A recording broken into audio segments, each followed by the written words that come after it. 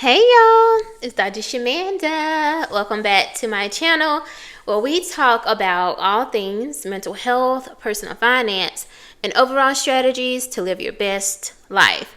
Alright guys, welcome back. If you're new here, I am a licensed mental health and addictions therapist based out of North Carolina, and I specialize in financial therapy, which is all about helping you heal and understand your relationship with money. Alright guys, welcome back. If you are an OG, then you know that I'm sitting here because it's time for another bi-weekly budget video. So as you all already know, I am 100% self-employed and entrepreneur now. Next week will be, God willing, 2 months that I've been self-employed and made the transition. And I will say, y'all, I'm super grateful to myself for making and taking the leap, making that decision, because it has been amazing and I'm so grateful. My caseload of clients has grown significantly over the last 2 weeks, and I have even more opportunities coming up next month. So I'm just so grateful. So let's talk about what I did with my money this pay period, right? And you guys know I'm still using the same bi-weekly pay schedule, even though I'm not getting this paycheck for my previous job. I'm still getting paid weekly technically, but I want to keep doing these bi-weekly updates for you guys. All right, so per my last video, I actually paid all my bills for April last time, so everything has been paid. But this pay period, I obviously set aside money for groceries. I actually went grocery shopping with my daughter yesterday. I set aside money for gas. Even though, because I work from home and I'm virtual, I don't really go to many places, so I don't really have to spend a lot of gas, but I still put aside a certain amount for gas for every time I, get paid or whatever. Also, it was important to let you guys know that I exceeded my $1,000 savings goal for April already. Yes, we still have over a week left in this month, but I've already hit that goal. So I'm excited to give you a full update on that next week. I was due an end of the month update on my $10,000 goal for this year. Now, ultimately, my goal is $100,000, but we'll talk about that more in the video.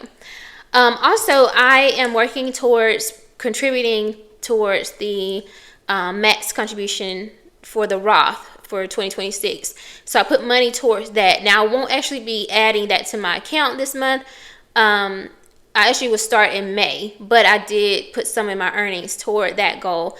I think I have a 6-month goal starting in May to max that out, the $7,500, but I put some money towards that.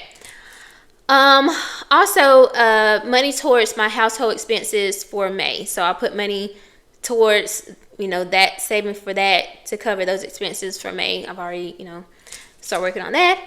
Also, it's important to know that I have officially reached a new milestone in my investment accounts, but we'll talk about that deeper next week during my April investment update video. But yes, I am less than $40,000 away from the $100,000 milestone. So that feels absolutely amazing. So the goal for investing this year is to hit $100,000, but I also want to max out my solo 401k. That means $24,500. And then obviously I'm adding the $7,500 to my Roth. And then that leaves me with around $8,000 or less to close the loop on the $100,000 milestone.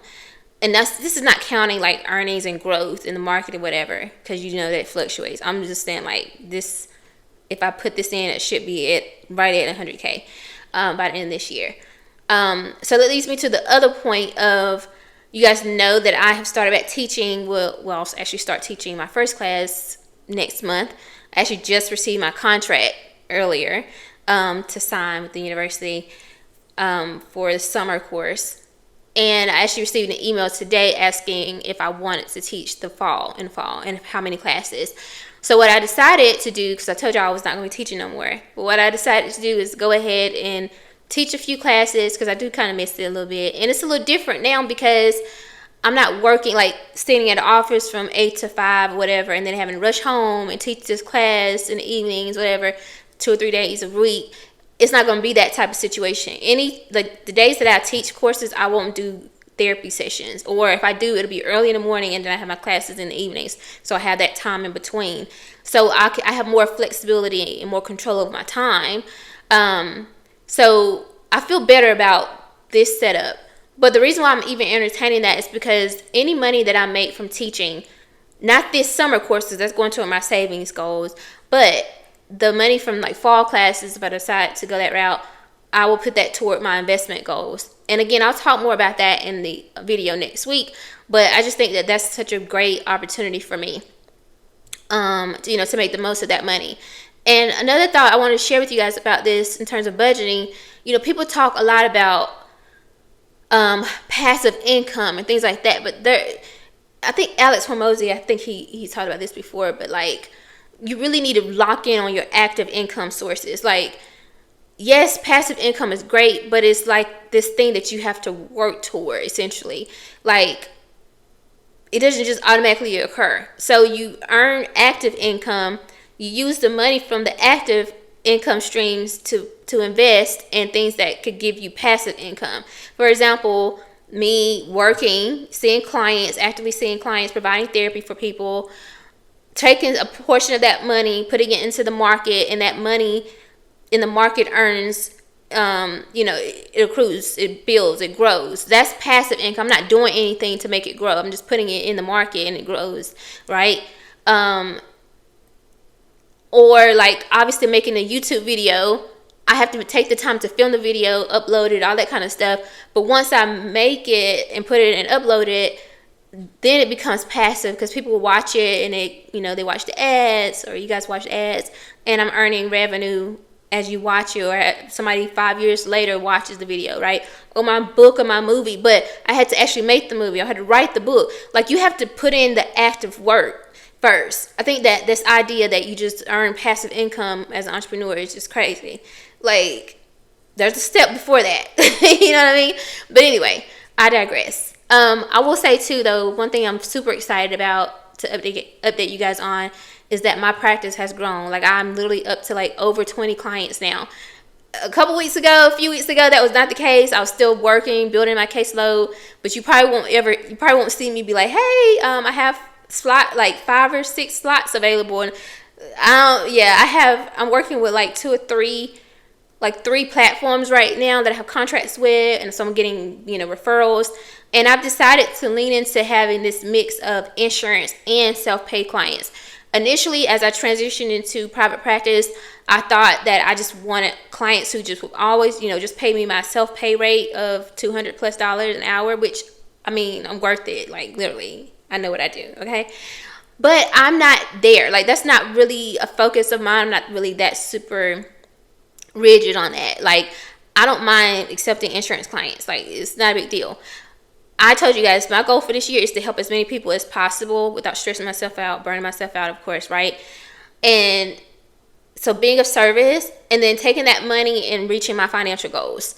Because at the end of the day, 4 years from now, I'm planning to retire. If I do see clients, it will be in my private practice, self-pay. Like, you really gonna have to really want to work with me to be able to get access to me. Like, I'm so serious, because at that point I'm basically retired, but I would have hit my financial goals. So these next few years is really about serving as many people as possible and using that money to retire myself, essentially. So I'm excited about this. I'm excited for everything to keep growing, to truly enjoy this flexibility and this freedom that I have. Like, not having to call in or ask for time off, or if I don't want to get up and see my first client until 10 o'clock, I create my own schedule. I see clients back to back, or I have 1 or 2 hour chunks time slots in between. I can come down here and watch Netflix, eat. I create my schedule, and it just feels so amazing, and I truly know that I deserve it because I put a lot of time into this field. People be like, 20 years? I'm like, yes, I've been doing this work since I was 19, y'all. So it hasn't been full 20 years yet, but like almost 20 years since I started working in mental health, behavioral health, addictions. So I deserve this flexibility and this freedom, and to be able to make money the way that I want to make it, and without a cap, right? So anyway, I hope you like this video. Make sure you tune in to next week's videos. Those are really the important ones. Not this one ain't important, but you know what I mean. My savings update. Want to see how much I hit, how much I reached for this month, where it came from, all that kind of stuff, the exact amounts. Also, my April investment update video as well. Okay, and I'll probably do a video updating you guys on where how I feel about my whole transition now that I've hit almost 2 months now. All right, so I hope you guys like this video. If you do, like, comment, subscribe, share, and I'll see you guys in the next one. All right, bye.